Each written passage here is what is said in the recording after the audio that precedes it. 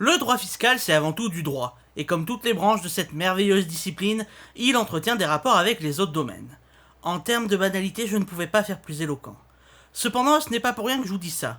Aujourd'hui, dans Hors-Champ, on reçoit Sacha Sidoric, maître de conférence en droit public à l'université Picardie-Jules Verne d'Amiens, et accessoirement un ami et mon ancien prof de TD. Constitutionnaliste et théoricien du droit de son état, il va parler aujourd'hui du consentement à l'impôt. Pour faire simple, et nous y reviendrons, c'est le fait que le peuple, via ses représentants, autorise l'État à collecter les différentes impositions. Mais nous y reviendrons en détail dans l'épisode. Bienvenue dans ce deuxième épisode d'Hors-Champ. Générique.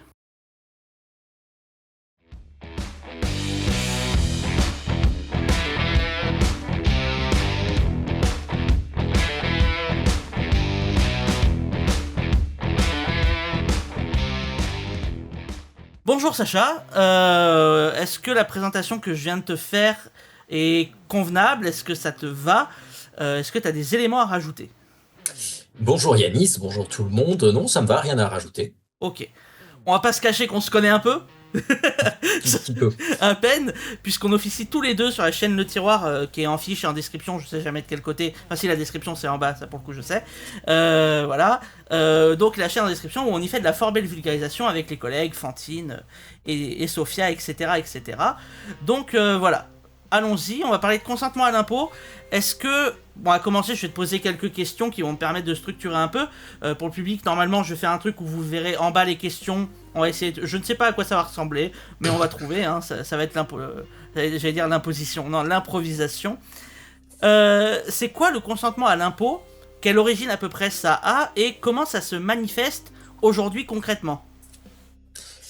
Alors, le consentement à l'impôt, c'est un principe politique qui a été traduit dans le droit, donc qui est devenu des règles juridiques, qui se retrouve en réalité dans pas mal de pays, dans pas mal d'États. Et c'est l'idée que le gouvernement, pour prélever les impôts, doit demander l'autorisation du peuple ou de ses représentants. C'est un principe qu'on pourrait dire structurant de la naissance de la démocratie. On le retrouve en réalité en creux dans la Magna Carta de 1215, puisque à l'époque au Royaume-Uni, les barons se sont un peu soulevés et leur argument principal, c'était de dire « Ok pour les impôts, mais le roi doit demander ». Alors aux barons, hein, c'était aux nobles quand même, pas au peuple, mais le roi doit demander avant non pas de prélever les impôts, mais de créer de nouveaux impôts. On a retrouvé un petit peu la même idée en France, puisque pour créer de nouveaux impôts aussi, le roi devait convoquer ce qu'on appelait les États généraux. Et si vous vous souvenez un peu de vos cours d'histoire, les États généraux, c'est ce qu'on a convoqué en 1789. Et les États généraux, le tiers-État qui a été convoqué pour ces États généraux, bah, ça a donné la première Assemblée nationale. Ça, c'est la naissance, on va dire, du principe.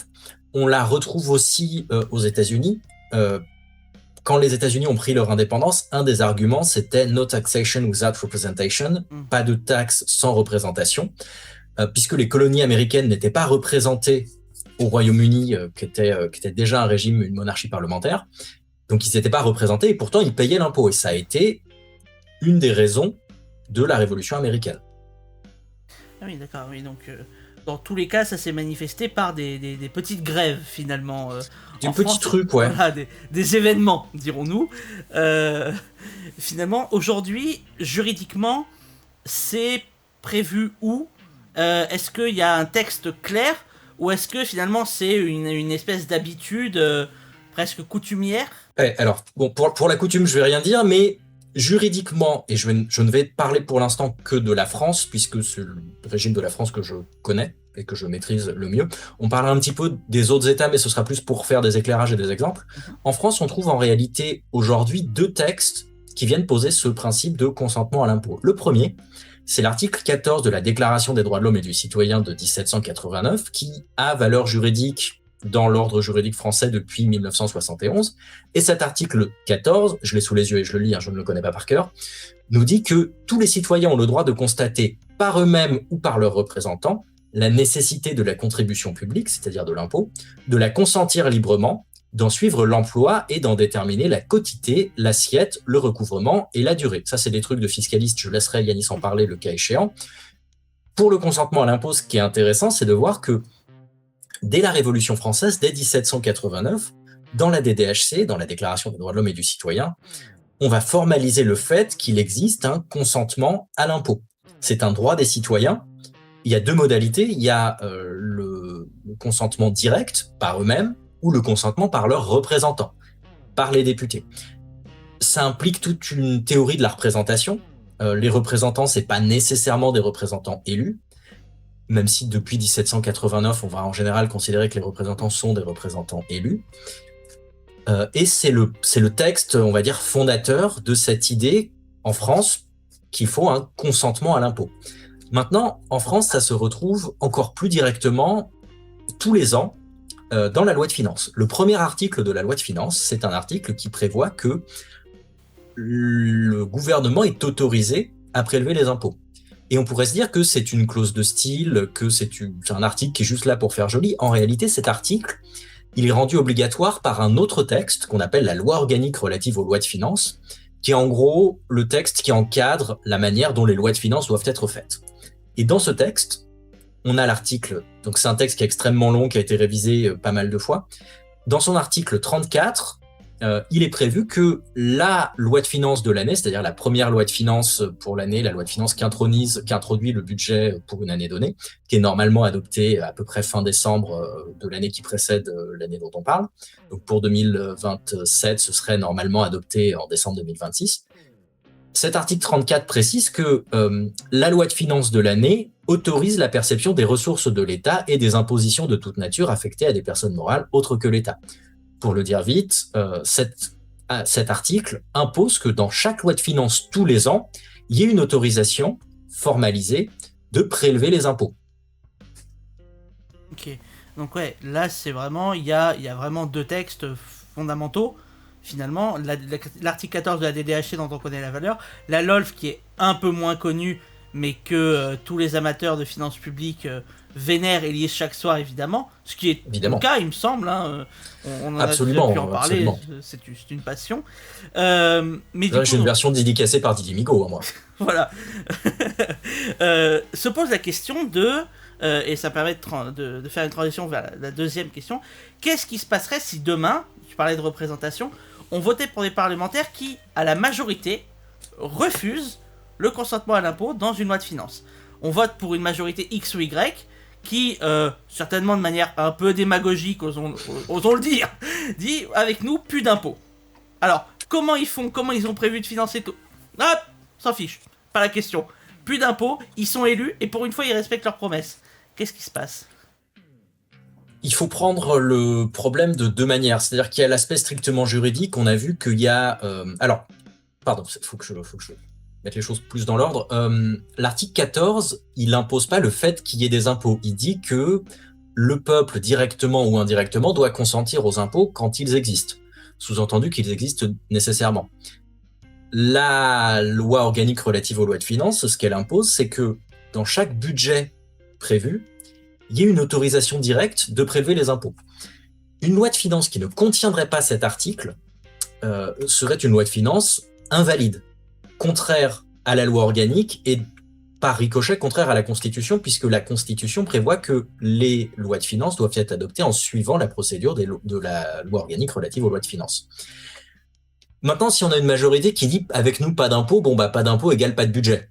Grosso modo, puisque pas d'impôt égale, pour le dire vite, pas de ressources. Maintenant, ce qu'il pourrait dire, c'est il y a des impôts, mais on refuse de voter ce consentement à l'impôt. On refuse de voter cet article qui autorise le gouvernement à adopter les impôts.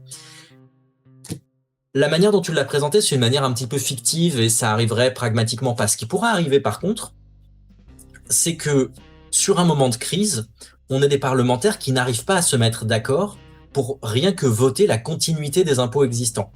Et c'est pas qu'ils voteraient en disant il n'y a pas d'autorisation de prélever de l'impôt, c'est qu'ils ne voteraient pas, avant le commencement d'une année, l'autorisation de prélever les impôts existants. Et là, la réponse, c'est sur le plan juridique, l'État, le gouvernement n'aurait pas le droit de prélever les impôts. L'administration fiscale n'aurait pas le droit de passer à ce qu'on appelle le recouvrement de l'impôt. Ok.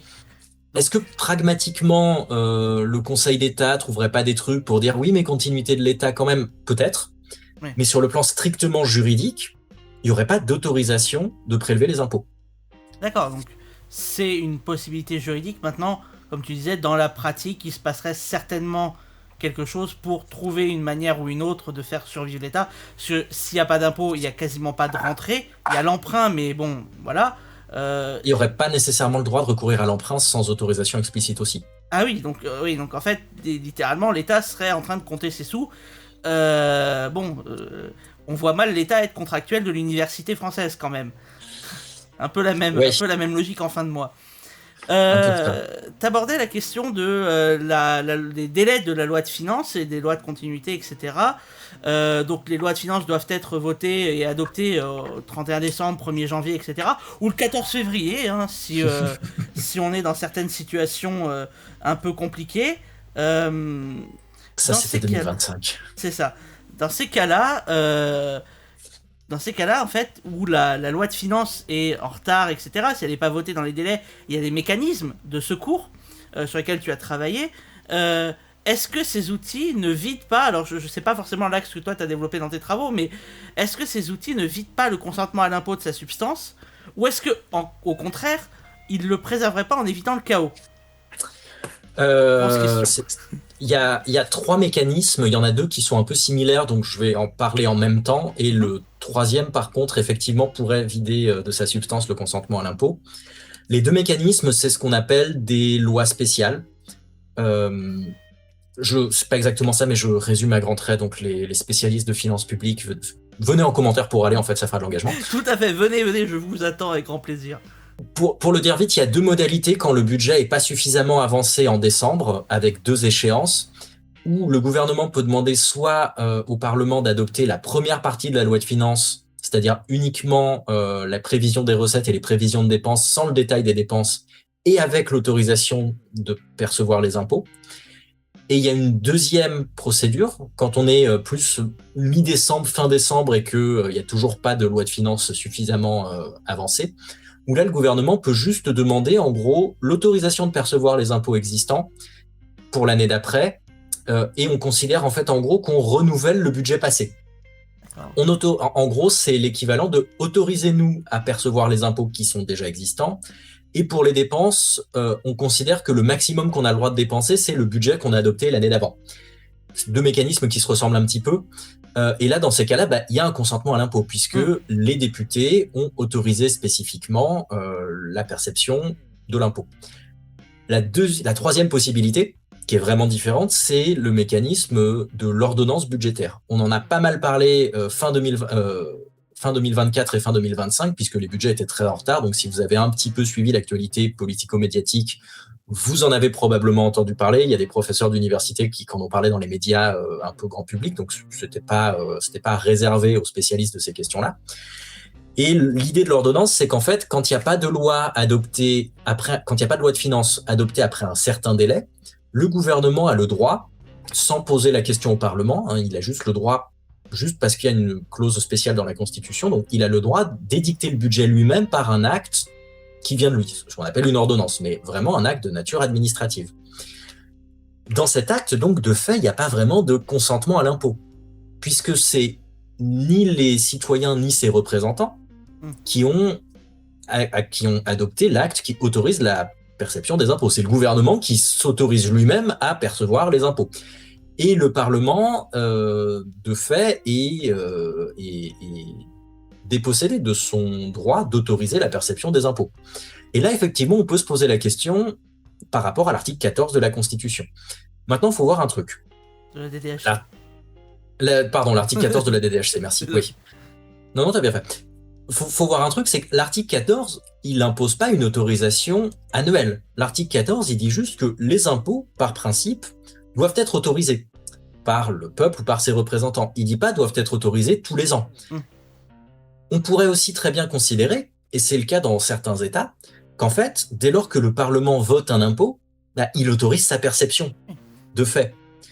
Et il y a d'autres mécanismes qui sont des autorisations au long cours, des autorisations sur une durée plus ou moins étendue. Il y a un exemple que je trouve intéressant, c'est l'exemple suisse. En Suisse, ils ne se sont pas vraiment embêtés. Alors, en Suisse, il faut voir un truc, c'est que c'est ce qu'on appelle un État fédéral, c'est-à-dire qu'il y a la Confédération suisse, et il y a ensuite les cantons qui ont leurs impôts au niveau cantonal. Là, je ne vais parler que de la fédération, c'est-à-dire l'État de la Suisse. Pour les impôts fédéraux, en fait, ils ont des autorisations dans l'équivalent du Code des impôts, qui sont des autorisations ultra longues. Pour vous donner un ordre d'exemple, un ordre d'idée, le 16 juin 2017, ils ont adopté un acte juridique qui autorisait la perception des impôts fédéraux jusqu'en 2035. Ouais, mais ça, c'est les Suisses, toujours carrés. Non, ça, c'est bien. Ça bosse bien quand même. Ils sont peinards pour quelques années. Exactement.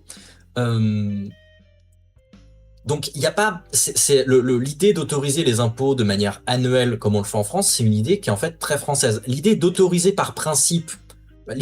Que ce soit par principe le peuple ou ses représentants qui autorisent l'impôt, c'est-à-dire l'existence de l'impôt et sa perception, c'est une idée qu'on retrouve dans toute, sinon la majorité des démocraties.